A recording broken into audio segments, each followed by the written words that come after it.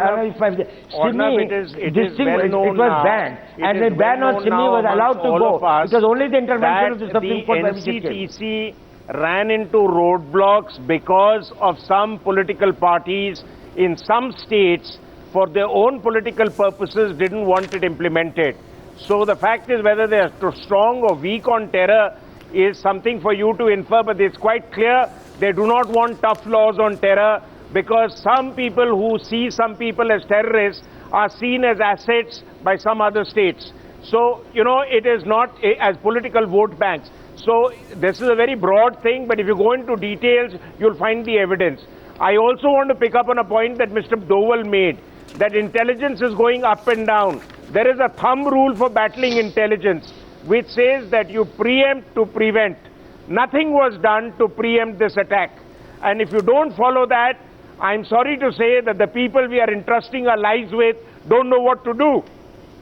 The third thing is, I said so after 26/11, that India needs a separate part of the Home Ministry completely dedicated to internal security. But you have a Home Ministry which is dealing with pensions, Padma Shri awards, water disputes and terrorism. Now, the fact of the matter is there is no professionalism in decision making at the highest level. So that kind of generalism bottles down and comes down all the way down to the bottom. Now, the other thing is that we don't use our citizens for making ourselves secure. While you are right in saying that America has prevented 40 attacks or so after 9/11, we must remember that the attack on Times Square was prevented by an alert street vendor. So we need alert citizens. Now, in crowded places, it's all the more reason we must have shopkeepers and others involved in the process of assisting our intelligence agencies. And finally, let me also bring out a point that Mr. Parthasarathi brought out, that while we should not see terror by the color of religion, past experience has shown, and again I quote Shishir Gupta's book on Indian Mujahideen, in which he is very clearly articulated and detailed information is available, where the first knee-jerk reaction by the police in many cases has been to round up Muslims, whether it's Malegaon or Hyderabad. And then the evidence points to another group from the No, you see, that's where we get it all wrong. We should not react all these incidents, all the incidents of terror. No, Maruf, there's no more time for center-state dispute. Absolutely. We have to collectively address India's security. And if we don't want to do that, then we should be prepared for the consequences. I am today saying, look at the turf wars. KC Singh, look at the turf wars. There is a center-state dispute. There is politics over it. I want to know, KC Singh, in America, where you know, there would have been airports. I just want to list out a few incidents which in America, terror strikes which were stopped. Men were stopped from blowing up the JFK International Airport. There was attempt to bomb the New York subway system. This was stopped. There was attempt to place a bomb in a skyscraper in Dallas, September 2009. This was stopped. To detonate a huge car bomb outside the federal building in Springfield, Illinois. That was stopped. An attempt to detonate explosives on a Detroit-bound flight on Christmas Day. This was stopped. All of this was stopped. If I take the 40 incidents away, KC Singh, from what was stopped in America, and if I were to say, if even half those incidents had happened, the contemporary history of the United States of America would have been that of a country riddled with terror. It's not as if there were not attempts to target America, but there was never once politics over terror in America. Never once. But as we prepare for the elections of 2014, it appears to many people that both sides are raring to go to have a political fight on terror. Averted several blasts. That information we want. KC Singh? See, first of all, Arnab, first of all, the problem, India is a much more serious problem than US. They've got ocean on the two sides. They've got Mexico and Canada. So they don't have a state bordering or states bordering them, which are supporting terror within America. So they're able to stop it on a transatlantic basis. But nevertheless, it is true. I think the British model is much better. The British have not really hit it the way the Americans have. Americans have been ham-handed. As you know, Shah Rukh Khan is held up every time he goes to America. Now they've gone to the other extreme. They went paranoid. But the British have handled it much more systematically. That is the model where, as Maruf is saying, the community is involved. But yes, you have to depoliticize it. Intelligence Bureau, you have to stop using it for spying on your own party and other parties and political matters and doing assessment of poll-bound states. These are all ill-kept secrets in Delhi. That is not what intelligence agency should be used for. We have to have oversight over IB. If it is allowed to do its job, I'm sure it can do it. And the other one is to generate trust with opposition-ruled states. They are afraid that NCTC becomes a means of spying on them, getting into their political systems, or just landing up in their capital and picking up all kinds of people. Now, if that is the reputation a union government develops, then obviously you're not going to have cooperation. So there is something seriously wrong about how intelligence and police agencies have been misused, including CBI and so on and so forth. So why should anybody trust them? Why should the states trust them? Well, and as all this happens, the materials that are used to make bombs are freely available. I am told by very credible sources that there is ammonium nitrate, for example, was banned in 2011.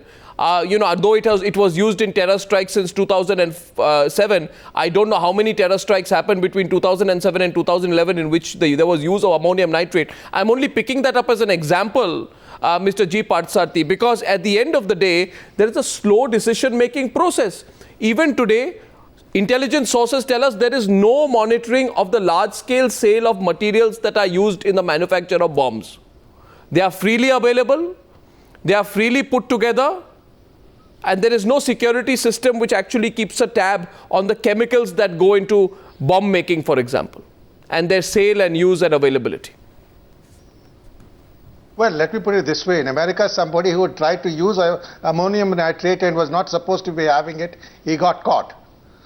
So, coming back to our situation, certainly, as Casey said, the British system is very good. But we are a federal setup. And law and order is specifically a state subject. Now, therefore, really it depends on political management. As we are all agreed, there is a tendency to misuse powers of Delhi, to hand out favors to states which you want to favor, and not function in an even-handed manner. I mean, I refuse to believe that if you had used proper persuasion, the state chief ministers would have opposed the NCTC because there were safeguards of the state police being involved. So I think what is important is to have a harmonious center-state relationship. Secondly, please remember, we have, as Casey pointed out, porous borders and a neighbor out to foment communal tensions in our country, unfortunately using misguided Indian youth. Now, this is a matter we have to accept. And I entirely agree with Ajit Doval that you can't have politicians running around to the houses of people charged with having killed Delhi police sub-inspectors. And sort of empathizing with them. So I think what we need, avoid specific references to religion in terrorism, because that serves the purpose of our enemies across the border, and deal with it professionally. Casey is entirely right. I know Ajit may not disagree, but the politician has a tendency, as Casey said, to use them for opinion polls, for every other thing. Now, you please bring it under parliamentary scrutiny and ensure that the director of the IB is appointed in a transparent manner. There is the sad part of it is judgment of the Supreme Court on police reforms. Yeah. Nobody wants to implement it. No, I agree with politicians. No, I agree with you. The same thing with the IB. I agree with you. And the unofficial joke. Keep these organizations professional. Yeah, the unofficial joke which goes around is that before every important election, there are what the cephalogist says, and there is other news intelligence gathering which is done by the Intelligence Bureau. If politicians are so interested in knowing who's winning or who's losing, they should stop misusing intelligence officers to do guesstimates on who's winning or losing elections. But it happens. I also want to point out here. One other point, one other small point. Yes. The Mumbai bomb blasts, we know we were tipped off by a foreign intelligence agency. Yes, we were. Why it did not reach the Coast Guard to act? Why it did not reach Coastal Security to act beats me. So there is a definite lack of coordination between center of states, and I think we have to sit together, all together as Indians, not as BJP or Congress or ADMK, and sort this out as Indians. Absolutely. And I also get a commitment from the political parties to stop a single statement. Majid Memon, that's my question to you. Not a single statement, not a single political rally, not a single inciting comment, not a single, interview given by a politician which seeks to divide the people of this country on the issue of terror. Is that going to be possible, or will we see more of it in the climate? Absolutely. Arnav, I will only add one thing. This is not a religious problem, nor it is a political problem. It's a national problem. It's a human problem on a wider plane.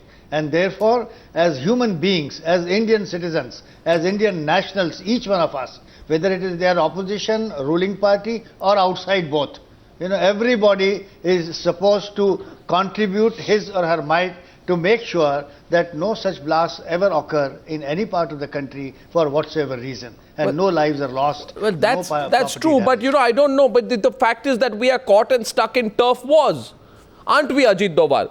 I mean, there was a complete lack of coordination between agencies exposed in January 2012 when the arrest of this man, I think by the name of Naki Ahmed Sheikh, led to the embarrassing standoff between the Intelligence Bureau and the Maharashtra ATS, with the Intelligence Bureau claiming that he's an informer for a covert operation by the Intelligence Bureau, and the Delhi police, I think, accusing him of being a key plotter of the Mumbai blast. We saw that standoff happen as recently as January 2012.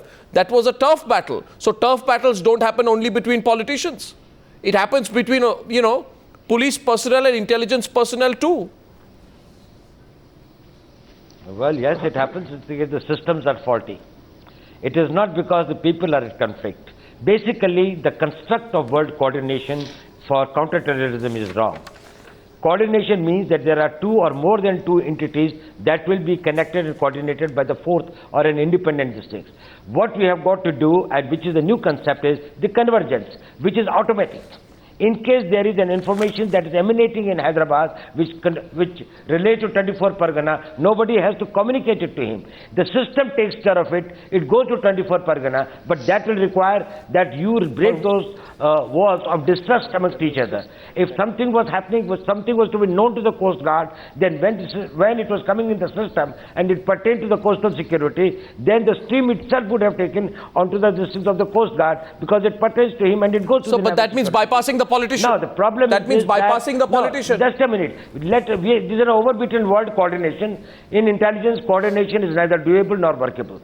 But there can be systemic convergence that can be brought with the fastest method. The man who has got to execute the information is passed on to him, and he has got the wherewithal by which he can intervene and he can act. He has got to be legally empowered, he has got to be physically empowered, and he has got to have the human resources for doing that. And we will have to go for more covert operations, as I think we were doing it much more than what we are doing it now. And also, now that probably the center state problem and also have a more straightforward approach towards Pakistan, because the fact of the matter is 90%. Exactly. We don't have that policy now. No, even that is politicized. But we don't have it. That's completely politicized. Even the question of this thing of Pakistan, it's the politicized issue. Completely politicized. Doing it with their objectives other than really taking care of the India's national security interests. So I want a comment from General Jaswal on that, because at the root, it has to be seen in the purely professional manner. The root of most terror in India is Pakistan. Whatever the IB should not do is another thing, but it does not dilute IB from doing its main job, which is looking after the national security interests, counter-espionage, counter-sabotage, counter-subversion, counter-terrorism. And I tell you that you remain assured, whatever else the IB should be doing or should not be doing, IB does not dilute its concentration and focus on these national issues. On the focus on Pakistan, one word from General Jaswal, because we haven't looked at that very much, but we know where the source of most of the terror is. As a matter of fact, I said it right in my opening remarks, that Pakistan is being dubbed as a terrorist sponsoring state. And it would like to remove this baggage and bring in an indigenous status, indigenous terrorist status for the country. That means It is within India, we are not doing anything. It is their own terrorists who are doing everything. Now, what Mr. Dole is saying is very, very apt and right, that there should be convergence. And that is the reason we should have the NCTC. Resultantly, on account of political squabbles, the people are being used as cannon fodder. When the bomb explodes, it doesn't seem that whether it is a Hindu or a Muslim or a congressman or a opposition party guy, it kills each and every one who's in the range. Let the people not become cannon fodder.